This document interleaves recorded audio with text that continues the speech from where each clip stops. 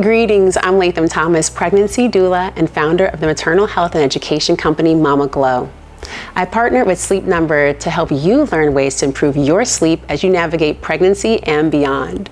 Today, we will explore ways to prepare for better sleep once your baby arrives.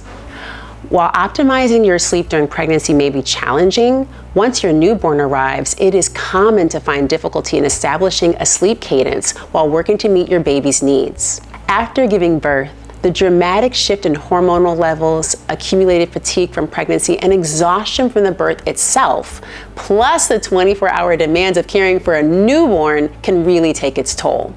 Sleep also plays a profound role in regulating your mood and is critical in addressing mood disorders like depression and anxiety. The chances of depression in new mothers with poor sleep quality is 3 to 4 times higher than those with good sleep quality. Rest is truly necessary for new parents. So let's talk about how you can find ways to get good sleep when your baby gets here. So the first tip is rest when your baby sleeps. Babies are not born with a circadian rhythm which dictates when they should sleep or wake. They develop it over time. Their sleep schedules are shorter and frequent. Generally, newborns are awake to feed every 3 hours and need changing before you put them back down to sleep again.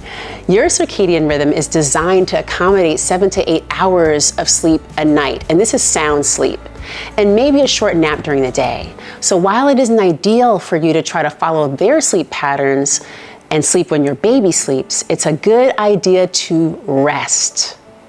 Rest when your baby is sleeping. This could include meditation, journaling, getting a nice foot rub, light stretching before laying down, and just allowing your body to heal.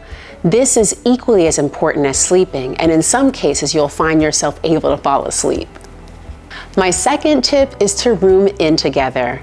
There's a lot of controversy over whether or not you should sleep with your infant, but newborns are hardwired for bonding, for their survival, and they expect closeness and a buffering adult presence when they're born. So rooming in is a great way to optimize your sleep. When a newborn is sleeping in a separate room, you miss their waking and feeding cues, and they are crying before you can get to them. If you're in the same room, you can gently rise and feed and change your baby and go back to sleep with very little disruption. Rooming in together also reduces the risk of sudden infant death syndrome, or SIDS, and fatal sleeping accidents. It can also make it easier to settle and breastfeed your baby at night. You can also keep your baby in a crib, a Moses basket, a co-sleeper, or whatever really suits your family's needs. Number 3, create rituals for relaxation. When you become a new parent, everything seems upside down. So developing some routines can help bring a sense of calm to the chaos and help you relax and prepare for sleep. Taking a warm shower, having some warm tea or soup, maybe rubbing your body in soothing oils, listening to a podcast or even a meditation app. These are all ways that we can wind down to welcome rest. Plan for support. It does truly take a village to manage new parenthood, and you need community that you can depend upon to help out in the early stages of postpartum. So identify your sister circle or village of friends or family members, even a postpartum doula or baby nurse who can just show up and help you adjust to the demands of new parenthood. Having visitors who can help clean, prepare food, maybe even hold the baby so you can take a shower or even a nap is great. To increase nighttime sleep, consider alternating nighttime childcare duties with your partner or family members so you can get a good night of uninterrupted or minimally interrupted sleep. My final tip is to get sunlight.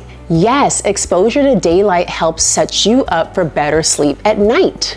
Getting sunlight early in the day and moving your body will help set the stage for better rest. You may find it helpful to go for a walk with your baby every morning, and fresh air can wake you up and improve your mood as well.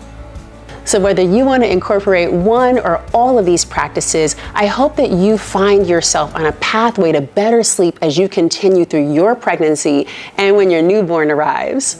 I'm Latham Thomas, and thank you for tuning in, and I'll see you next time.